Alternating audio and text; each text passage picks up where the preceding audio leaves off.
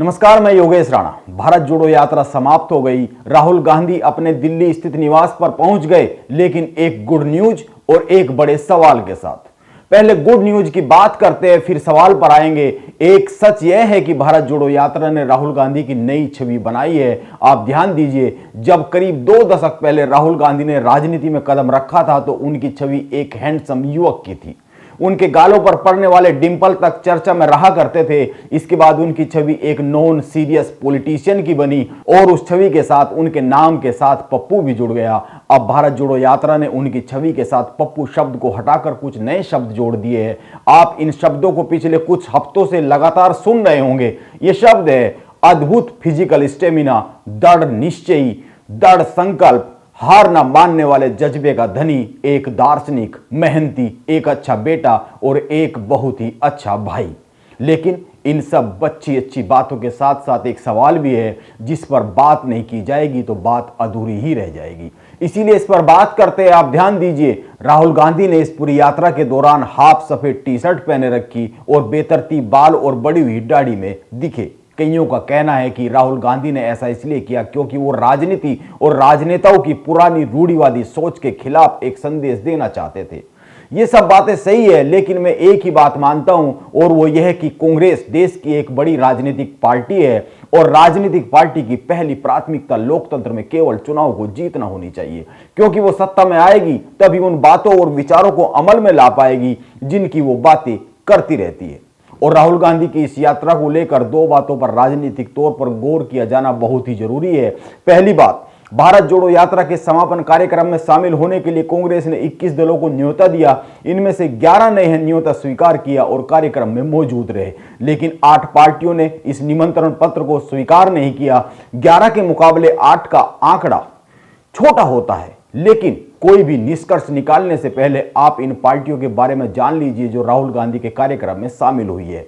इनमें फारूक अब्दुल्ला की national conference, Mehbooba Mufti की पीडीपी, कमल हसन की एमएनएम, डीएमके, दलित पैंथर्स, इंडियन यूनियन मुस्लिम league, Jharkhand Mukti Morcha, RSP, forward block, CPI और बसपा। ये वो राजनीतिक पार्टियां हैं जो राहुल गांधी की यात्रा के समापन समारोह में मौजूद रही है। इनमें से अधिकांश के नाम लोगों को पता तक नहीं है और कईयों के बारे में तो बगैर गूगल किए यह जानना भी मुश्किल हो जाता है कि यह दल किस राज्य में काम करते हैं। हाँ, इनमें से कुछ के बारे में सभी जानकारी रखते हैं और उनके बारे में कोई गूगल करने की जरूरत नहीं है, लेकिन आप एक बार उन पार्टियों के नाम पर भी गौर कर लीजिए जो राहुल गांधी की यात्रा के समापन समारोह में शामिल नहीं हुई, जिन्होंने निमंत्रण पत्र राहुल गांधी का स्वीकार नहीं किया। आप ध्यान दीजिए, ये पार्टियां हैं जनता दल यूनाइटेड, राष्ट्रीय जनता दल, सीपीआईएम, तृणमूल कांग्रेस, समाजवादी पार्टी, राष्ट्रवादी कांग्रेस पार्टी, शिवसेना, तेलुगु देशम पार्टी। ये सभी विपक्ष की बड़ी पार्टियां हैं और इनमें किसी के बारे में भी जानने के लिए कोई भी गूगल करने की जरूरत नहीं है। ये किस प्रदेश में काम करती है और इन राजनीतिक पार्टियों को कौन चलाते हैं, इनके बारे में सबको बहुत आसानी से पता है, क्योंकि ये भारत की राजनीति में भारतीय जनता पार्टी के विपक्ष के तौर पर कुछ न कुछ करती रहती है। इस तरह से यह सही है कि 11 राजनीतिक दल भारत जोड़ो यात्रा के समापन समारोह में शामिल हुए और 8 दल शामिल नहीं हुए। यह भी सही है कि 11 का आंकड़ा बड़ा होता है 8 के मुकाबले, लेकिन हकीकत यह भी है कि ये जो 8 दल है जो शामिल नहीं हुए, इनके बिना विपक्ष की एकता की कल्पना भी नहीं की जा सकती है। भाजपा को टक्कर देने की तो बात ही बहुत दूर की है। इस तरह से 2 निष्कर्ष बहुत ही साफ साफ राहुल गांधी की भारत जोड़ो यात्रा से अभी तक तो निकल ही रहे हैं।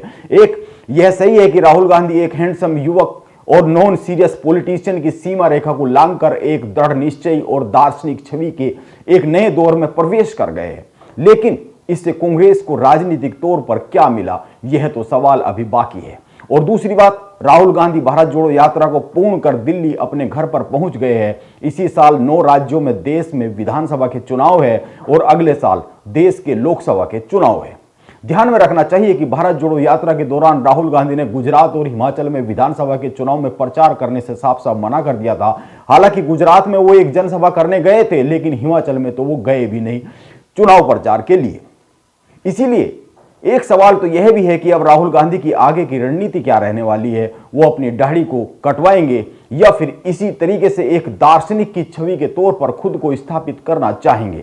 वो केवल अपनी छवि के लिए काम करते हुए दिखेंगे या फिर कांग्रेस के लिए भी कुछ राजनीतिक कदम उठाएंगे ताकि कांग्रेस इसी साल विधानसभा और अगले साल लोकसभा के चुनाव में लड़ने के लिए पूरी तरीके से तैयार हो सके और कुछ अच्छे परिणाम लेकर आ सके। हालांकि इन सवालों के जवाब कुछ ही दिनों में सामने आ ही जाने वाले हैं, इसीलिए देखना होगा कि राहुल गांधी की इस बदली हुई छवि से कांग्रेस को क्या मिलने वाला है, कांग्रेस कितनी बदलने वाली है। इसके लिए इंतजार तो करना ही पड़ेगा।